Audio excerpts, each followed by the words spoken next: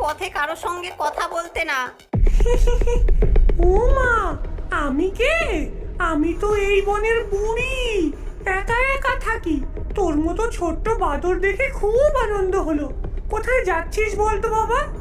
আমি ঠাকুমার বাড়িতে যাচ্ছি, উনি অসুস্থ, তাই মা আমাকে এই ফলমূল দিয়েছে ওনার জন্য।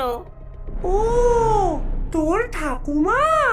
সে কোথায় থাকে রে ছোট্ট বাদর? এই বনের ভেতরে তো অনেক পথ। আমার ঠাকুমা, তিনি বনের শেষ প্রান্তে থাকেন। বনের শেষ প্রান্ত? সেখানে তো অনেক রকম জায়গা আছে। তুই কিভাবে চিনিস তোর ঠাকুমার বাড়ি?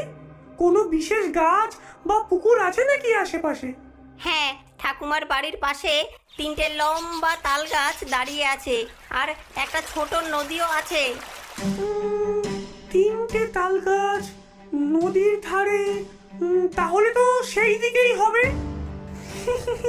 কত সুন্দর মিষ্টি বাদর ছানা তুই। দেখ, এই পথে গেলে অনেক তাড়াতাড়ি পৌঁছে যাবি। ওই যে দেখছিস সরু পথটা? আর শোন, পথে কিছু সুন্দর সুন্দর ফুলও আছে, সেগুলো ঠাকুমার জন্য নিয়ে যাস। ও তাই? আপনি কত ভালো।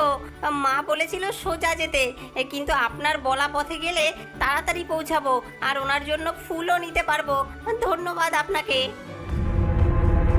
লাল টুপি বুঝতেই পারল না যে ডাইনি তাকে ভুল পথে পাঠাচ্ছে। সেই পথে গেলে সে কখনোই ঠাকুমার বাড়িতে পৌঁছতে পারবে না। যখন লাল টুপি ভুল পথে গিয়ে ফুল কুড়োতে ব্যস্ত, তখন সেই ডাইনি ঠাকুমার বাড়িতে পৌঁছে গেল। তার মতলব ছিল আগে ঠাকুমাকে সাবার করা, তারপর লাল টুপিকে খাওয়া। কে ওখানে? আমি আমি ঠাকুমা, আমি লাল টুপি, তোমার জন্য খাবার নিয়ে এসেছি। ও, আমার সোনা নাতি এসেছে।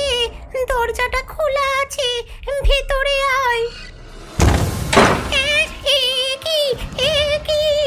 তুই কে?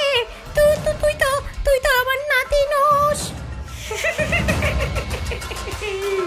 ঠিক ধরেছ বুড়ি, আমি তোমার নাতি নই, আমি করালি ডাইনি। ও মা গো, এবার তুই আমাকে কি করবি? হ্যাঁ, কি করতে এসেছিস তুই? খাবো, আজ আমার ভোজের দিন। তোকে আর তোর নাতিকে দুজনকেই গিলে ফেলবো।